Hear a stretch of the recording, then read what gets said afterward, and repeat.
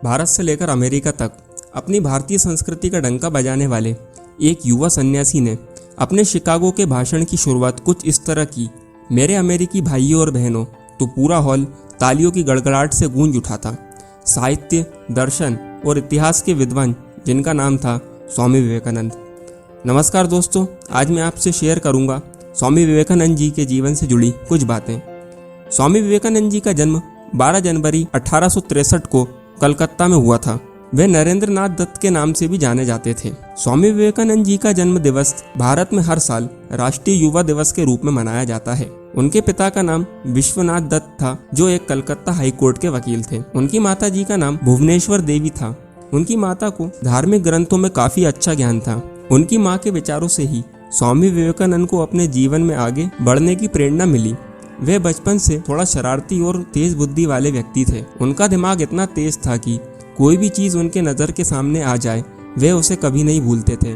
उनकी शुरुआती शिक्षा ईश्वर चंद विद्यासागर स्कूल से हुई। उनको भागवत गीता, रामायण, महाभारत जैसे हिंदू धर्म ग्रंथों में काफी रुचि थी। इसके अलावा उनको दर्शन शास्त्र, धर्म, कला, साहित्य जैसे विषयों को जानने में काफी उत्सुकता थी। इसके चलते उन्होंने सन 1884 में आर्ट सब्जेक्ट से ग्रेजुएशन की डिग्री हासिल कर ली थी। सन 1884 का समय स्वामी विवेकानंद के जीवन में निराशा लाया था, क्योंकि इस समय उन्होंने अपने पिताजी को खो दिया था। इस दौरान पूरे परिवार की जिम्मेदारी उन पर आ गई थी, लेकिन वे घबराए नहीं थे। उन्होंने अपनी इस जिम्मेदारी को पूरी तरह निभाया था। वे अपनी शिक्षा को प्राप्त करने के दौरान उनकी मुलाकात रामकृष्ण परमहंस से हुई। स्वामी जी ने रामकृष्ण परमहंस को अपने गुरु के रूप में स्वीकारा था। दोस्तों, आज जिन्हें पूरी दुनिया स्वामी विवेकानंद के नाम से जानती है, लेकिन यह नाम उनके माता पिता ने नहीं दिया था। बात सन 1891 की है, जब उनकी दोस्ती राजा अजीत सिंह से हुई। स्वामी जी कुछ समय राजा अजीत सिंह के साथ रहे थे।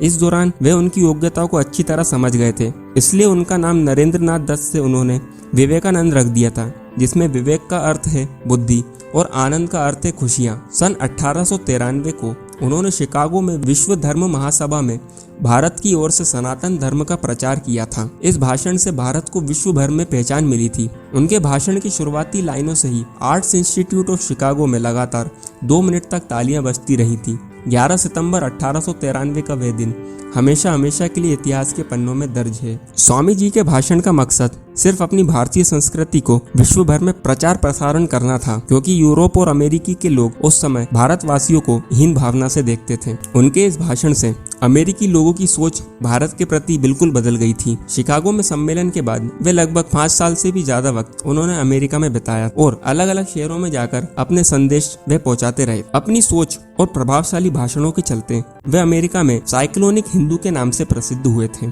अमेरिका से लौटने के बाद सन 1897 को उन्होंने रामकृष्ण मिशन की स्थापना कलकत्ता में की और सन 1898 में रामकृष्ण मठ की स्थापना गंगा नदी किनारे बेलूर में की थी। उन्होंने कई ग्रंथों की रचना भी की, जैसे योग, राजयोग और ज्ञान योग। स्वामी जी के परम ज्ञान पर एक बार रविन्द्रनाथ टैगोर ने कहा था कि यदि आप भारत को जानना चाहते हैं तो विवेकानंद को पढ़िए, उनमें आप सब कुछ पॉजिटिव ही पाएंगे। स्वामी जी को दमा और शुगर की बीमारी थी। इस बीमारी के चलते उन्होंने मात्र 39 वर्ष की कम उम्र में 4 जुलाई 1902 को बेलूर स्थित रामकृष्ण मठ में समाधि ले ली थी। इसके बाद उनके शिष्यों ने वहां एक मंदिर बनवाया और पूरे विश्व भर में स्वामी विवेकानंद और उनके गुरु रामकृष्ण परमहंस के संदेशों को फैलाने के लिए अलग अलग जगह पर करीब 130 से भी ज्यादा केंद्रों की स्थापना कराई गई। दोस्तों, स्वामी विवेकानंद केवल एक संत ही नहीं, बल्कि एक महान देशभक्त और लेखक भी थे, जिन्होंने भारतीय संस्कृति को विश्व भर में फैलाया और हिंदुत्व को आगे बढ़ाया। उनकी सोच ने पूरे देश पर प्रभाव डाला था और युवा पीढ़ी को एक नई राह भी दिखाई है।